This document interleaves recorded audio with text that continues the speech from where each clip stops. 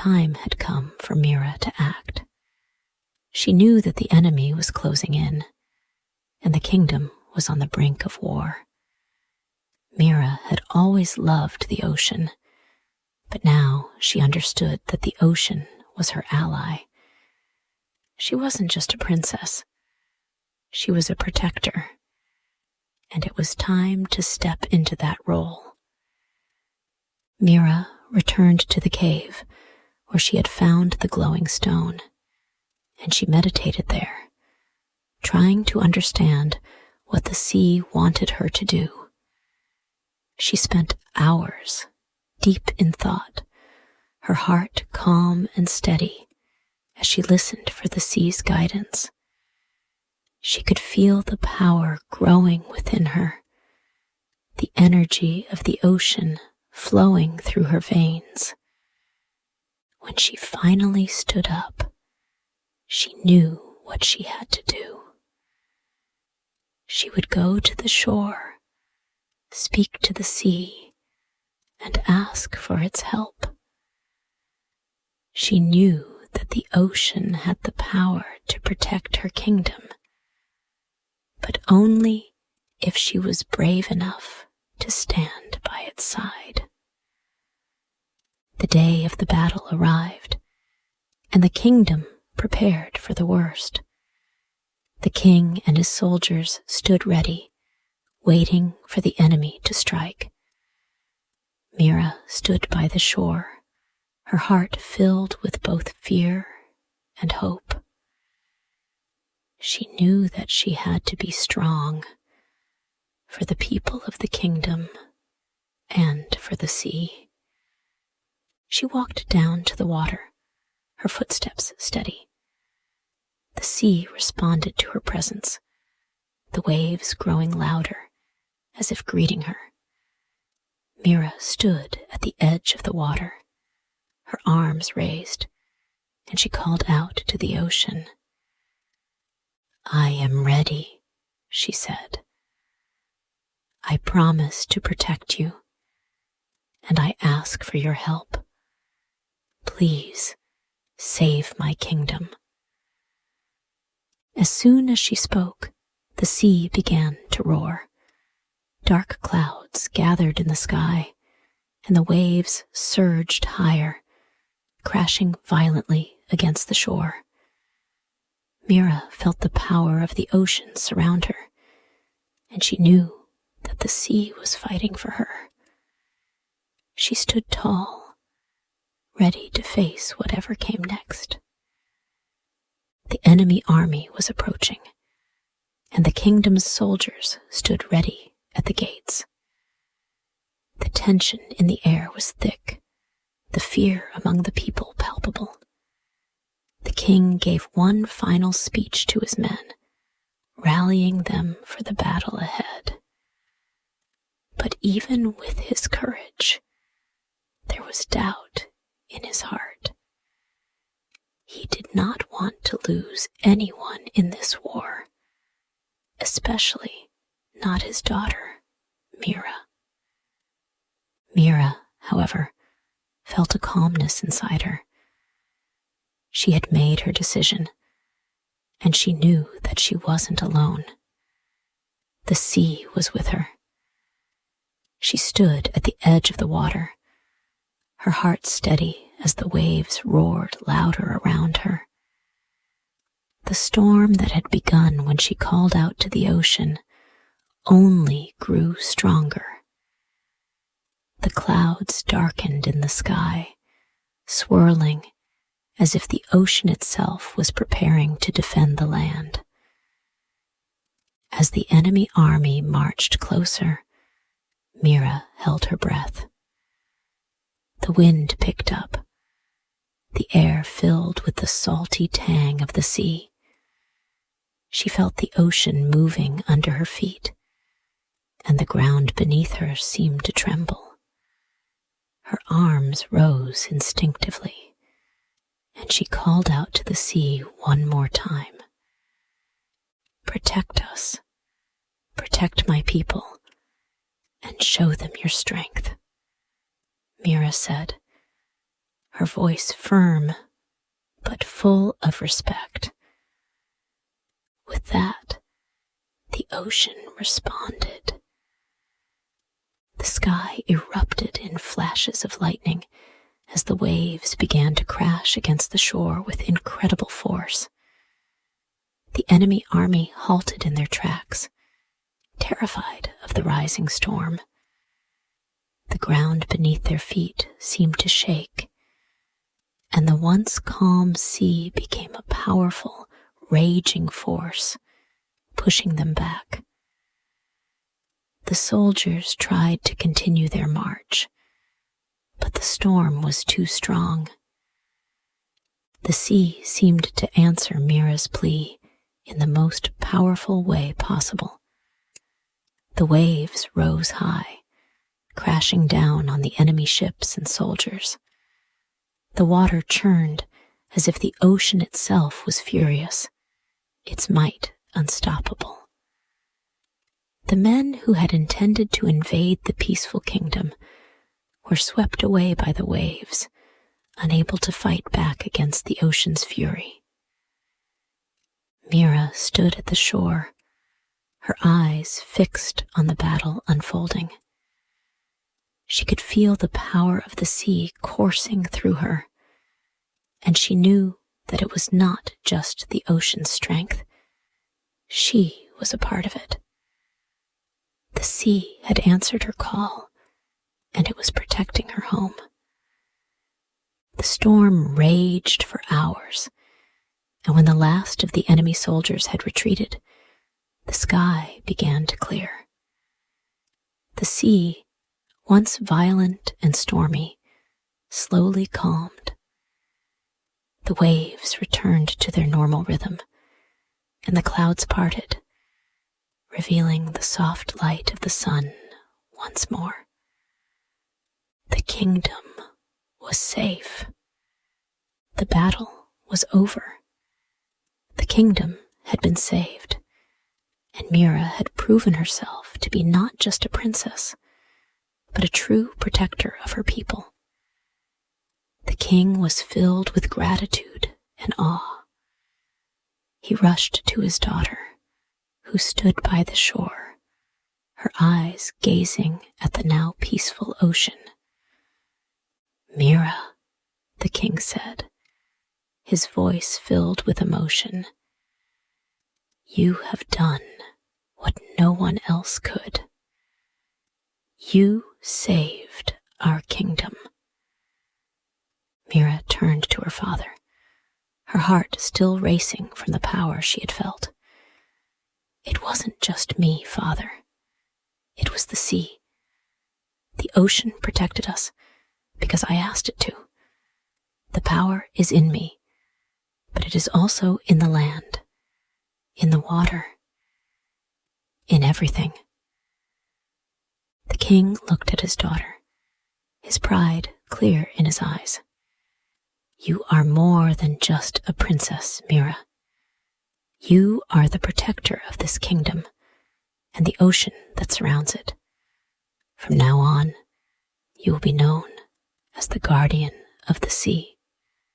The people of the kingdom celebrated Mira's bravery, cheering and shouting her name. They knew that the future of the kingdom was safe in her hands.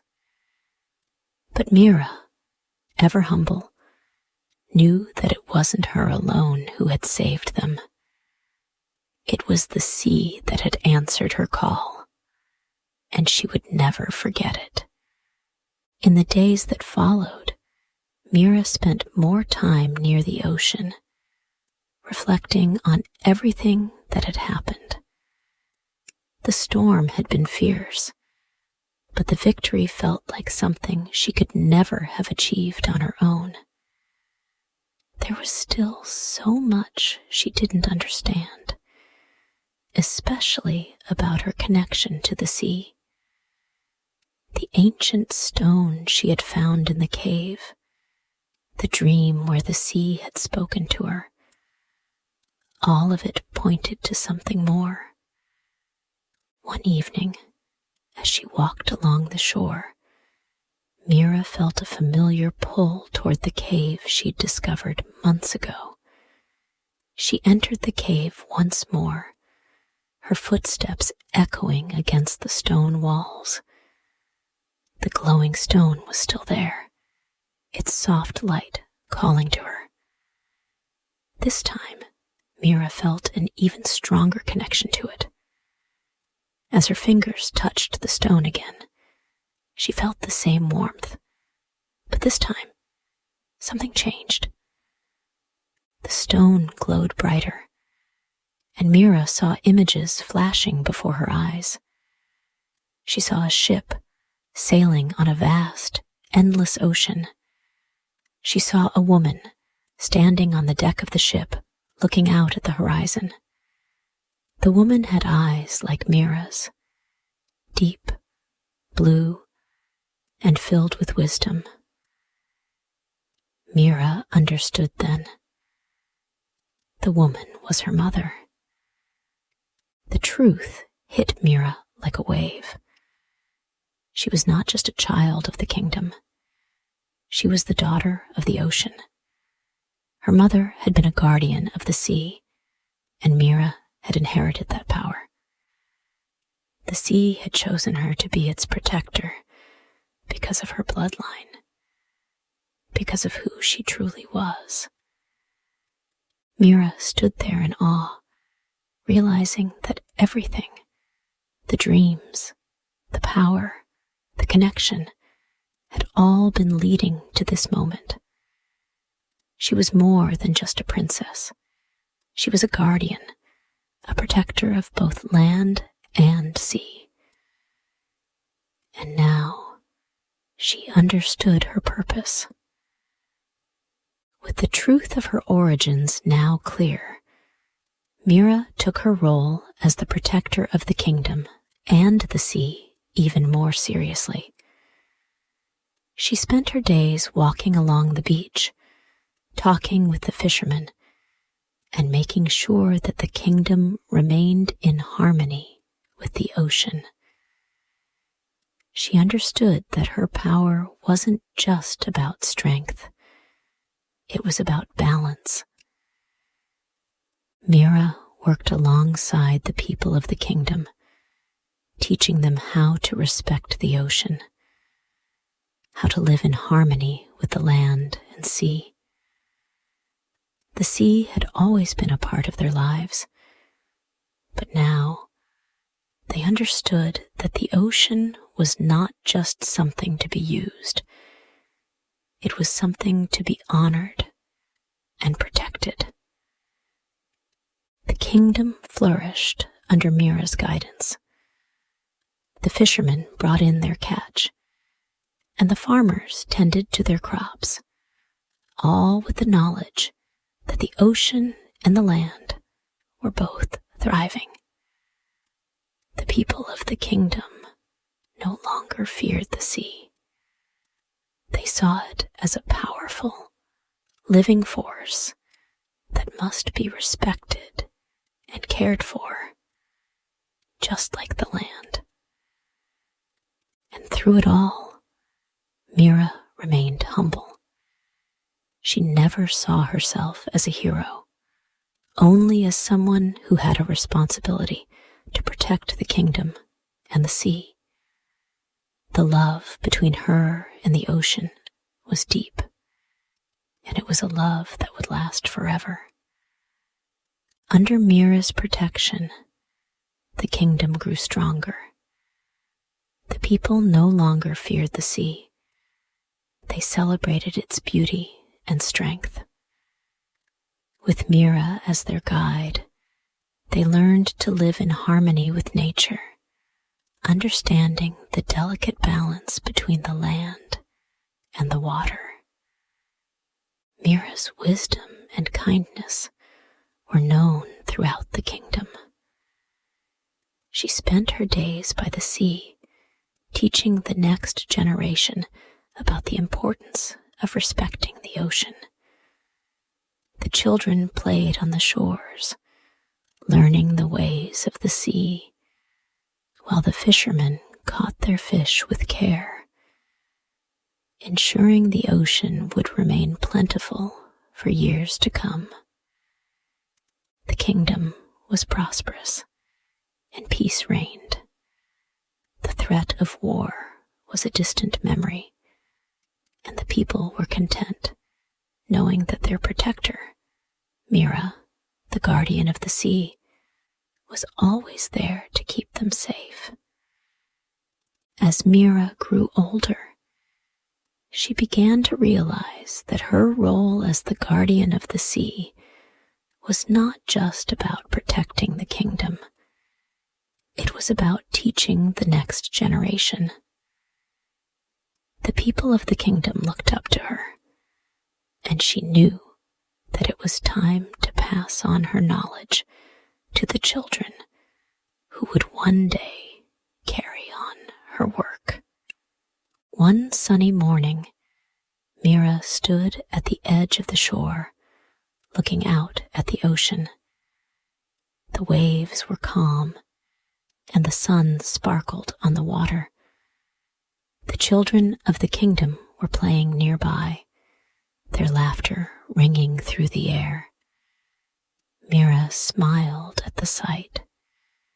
She was proud of the way the kingdom had changed.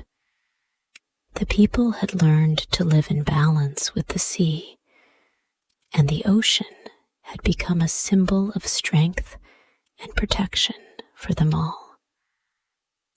Mira gathered the children together and began to speak. The sea has always been here, and it will always be here. It is part of us, just as we are part of it. We must respect the ocean, care for it, and protect it. The balance between the land and the sea is delicate, and we must make sure that we live in harmony with it. The children listened closely, their eyes wide with admiration. Mira had always been a source of inspiration for them, and now she was teaching them the ways of the sea. She explained the importance of not taking more from the ocean than was needed, of keeping the shores clean, and of understanding the power that the sea held. The children promised to follow Mira's teachings, and Mira smiled with satisfaction.